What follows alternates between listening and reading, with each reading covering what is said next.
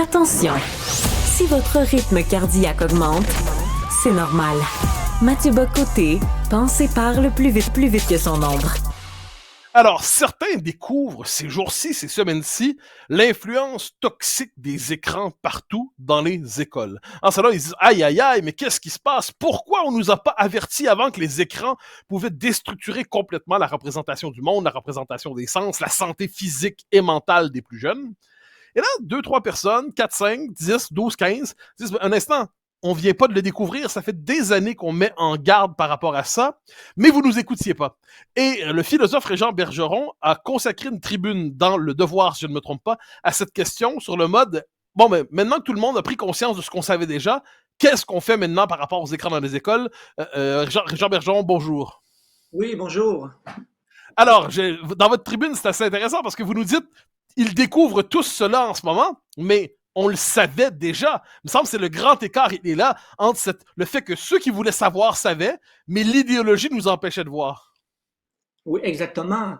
Moi, personnellement, ça fait depuis 2014 que j'écris à propos du téléphone intelligent et du numérique en classe. Le premier article, c'était La tyrannie du téléphone intelligent en 2014. Et là, depuis, j'ai peut-être publié 40 textes. Là. J'ai l'impression de me répéter, mais à chaque fois, je le fais sur la base de nouvelles études, de nouveaux livres que je cite dans mon article, que je lis. Et là, je refais un texte dans Le Devoir, dans le Journal de Montréal, dans la presse, et pour alerter les gens. Et là, tout d'un coup, il y a eu un article qui est paru dans The Atlantic par Jonathan Haidt. Et là, c'est comme si, comme je le dis dans mon texte, les écailles tombaient des yeux de plusieurs journalistes, chroniqueurs. Et là, bon, c'est quand même une bonne chose, mais moi, je leur demande, mais où étiez-vous depuis 20 ans? Parce que ça fait longtemps, même l'OCDE, avec le programme PISA en 2015, nous disait dans un document qui s'appelle Connecté pour apprendre, qu'on peut trouver sur le web, que les écoles, les gouvernements qui ont mis le plus d'argent dans les technologies numériques n'ont retiré aucun bénéfice dans l'apprentissage du français, en mathématiques et en sciences. Aucun. Mais on continue quand même. On continue parce qu'il y a toujours une nouvelle technologie. Et là, les GAFAM, que j'appelle les seigneurs du numérique, veulent toujours faire croire que non, c'est parce que là, on a le bon outil, et ça va changer les choses. Et quand ça fonctionne pas, c'est à cause des professeurs, c'est à cause il y a pas assez d'équipement, bon, etc., etc. Alors, vous connaissez la rengaine. Mais alors moi, une chose me frappe. Je sais pas si vous allez partager mon analyse, mais moi, ça me frappe quand je vous ai lu. C'est que c'est le même discours que celui par rapport au communisme au 20e siècle. C'est-à-dire, on savait depuis 1917 si on voulait vraiment savoir. Depuis 1921, 22, 23 si on insistait. Mais là, on a par exemple en 56, il y a les tanks soviétiques arrivent à Budapest, et après ça, il y a le printemps de Prague en 68. Après ça, il y a les nouveaux philosophes à la fin des années 70, ou ça, j'ai listé avant ça. Puis là, chaque fois, on dit, mais pourquoi on nous l'avait pas dit avant? Puis chaque fois, ce que je note, c'est quand une idéologie porte le flambeau du progrès, eh bien, on se dit, c'est pas l'idéologie le problème, c'est qu'on n'a pas été assez loin dans son implantation. J'ai l'impression d'entendre la même chose dans votre propos quand vous dites, ben, donnez-nous une nouvelle technologie, cette fois-là, ça va fonctionner, puis débarrassez-nous des vieux profs réac, enfin, ça va fonctionner. Exactement. C'est que c'est le mythe du progrès, c'est le fétichisme technologique. Les gens sont obnubilés par ces nouvelles technologies-là. Puis on est assoiffé, on veut toujours ce qu'il y a de meilleur et accompagner des promesses que fait les seigneurs du numérique. Et au lieu de remettre en question cette idéologie-là, parce que ce serait trop, on serait perdant, les technopédagogues, ils perdraient trop au change. Donc, c'est toujours, on va accuser l'école d'être traditionnelle. On vient de faire une réforme en 2000, mais même malgré ça, même si on a adopté le structuralisme, etc., on continue de dire que l'école doit être à réinventer. Partout on a des tablettes, non, l'école est encore à réinventer, donc le passé est toujours à rejeter et il y a toujours une promesse d'un meilleur avenir dans le futur. Et c'est le piège à con que j'appelle, dans lequel tombent malheureusement beaucoup d'enseignants et de professeurs. Et on ne parle pas des directions d'école, parce qu'il y a un lobby excessivement puissant des GAFAM, des seigneurs du numérique, qui incitent tous ces gens-là à acheter leur nouvelle bebelle, ce que j'appelle la quincaillerie numérique. Ouais. Donc, c'est comme vous dites, c'est l'idéologie qui mène le monde, puis jusqu'à temps que les preuves sont tellement trop évidentes que là, il faut admettre qu'il y a un problème là. Mais encore, là, ce qu'on va dire, c'est que oui, il y a un problème, mais on doit travailler sur l'éducation, sur la sensibilisation, sur des campagnes de publicitaires là, pour éduquer le pauvre peuple.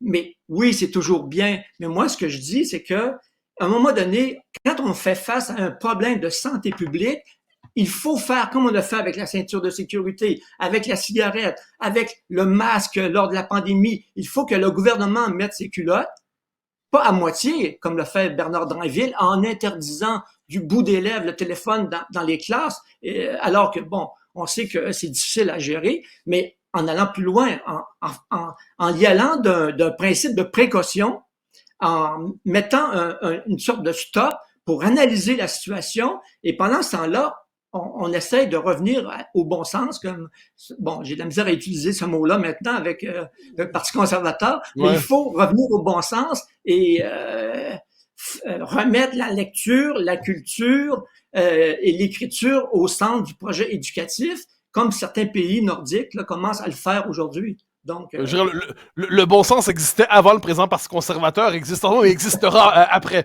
Ça, Descartes il est pour quelque chose là-dedans. Mais je me permets de revenir la question, ce qu'on pourrait appeler une génération sacrifiée. Il y a la génération qu'on a soumise, une génération cobaye en fait, qu'on a soumise à ces innovations technologiques. Et on se disait, vous allez être la première génération libérée de l'histoire, des vieux savoirs, de la vieille pédagogie, de la vieille autorité, de la vieille méthode. Mais cette génération-là sort de son parcours scolaire abîmé davantage que formé. Il y a quelque chose de tragique qui a eu lieu pour une génération au moins à travers ça. Oui. Tantôt, vous parliez de l'URSS, mais dans mon livre, L'école amnésique, j'ai un petit chapitre qui fait référence à ce qui s'est passé en 1917 avec l'éducation en URSS. Là, on voulait absolument être avant-gardiste, et là, on a appliqué déjà les techniques de la nouvelle pédagogie. Le maître était dépassé, on voulait que les élèves apprennent par eux-mêmes. On est allé dans un excès, là, vraiment. Et là, à un moment donné, on s'est rendu compte qu'on avait fait une bêtise, mais après avoir pris justement les élèves comme des cobayes, et là, on est revenu justement à une école plus, entre guillemets, traditionnelle, mais c'est un peu ce qui est en train de se faire au Québec. Surtout que moi, ce qui m'intéresse là-dedans, c'est que il y a eu la réforme de l'éducation, et ensuite, les nouvelles technologies, le numérique est venu appuyer, donner un second souffle, parce que les deux partagent la même idéologie. C'est que les deux nous disent que c'est plus important maintenant d'emmagasiner des connaissances parce que tout est disponible sur le web. Bon, là, j'en aurais long à dire sur cette erreur-là. Les deux disent qu'il faut laisser l'élève découvrir par lui-même, donc à l'aide des ordinateurs, en surfant sur le web. Il y a plein de points communs comme ça. Les TIC en numérique en éducation sont vus comme un peu le cheval de Troie qu'on fait rentrer après la réforme pour donner encore un second souffle. J'appelle ça le cheval de Troie ou la cavalerie, comme on voyait à l'époque, là, pour venir sauver. Au lieu d'en avoir un, là, il y a plusieurs chevaux. Et là, on essaie de donner un second souffle à cette réforme-là qui repose sur aucune donnée sérieuse. C'est ça qui est incroyable. Ça repose sur des mythes pédagogiques, sur des intuitions, sur des lubies, alors que maintenant, on commence à développer justement des données, des études qui remettent en question cette approche-là. Alors, il nous reste 1 minute. Je vous pose une question toute simple. Vous êtes ministre de l'Éducation demain matin. Vous bloquez tout simplement l'entrée des téléphones dans les écoles. Et jusqu'où allez-vous? On en finit avec les iPads et ainsi de suite, les écrans blancs. Jusqu'où poussez-vous la volonté d'en finir avec le pouvoir de l'écran à l'école?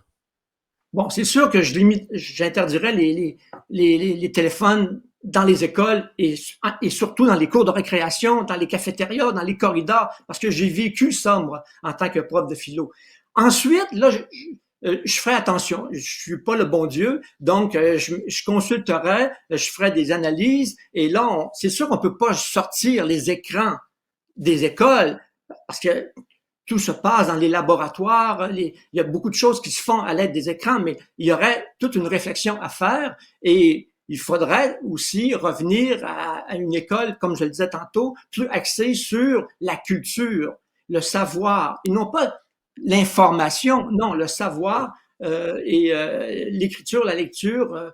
Bon, j'aurais une réflexion à faire sur tout ça, mais il faudrait consulter avant. Ce que propose de faire justement la mise sur pied d'une commission parents 2.0 qu'on pourrait appeler Guy Rocher, bon, comme Normand Baillargeon le suggère là, d'une façon éloquente.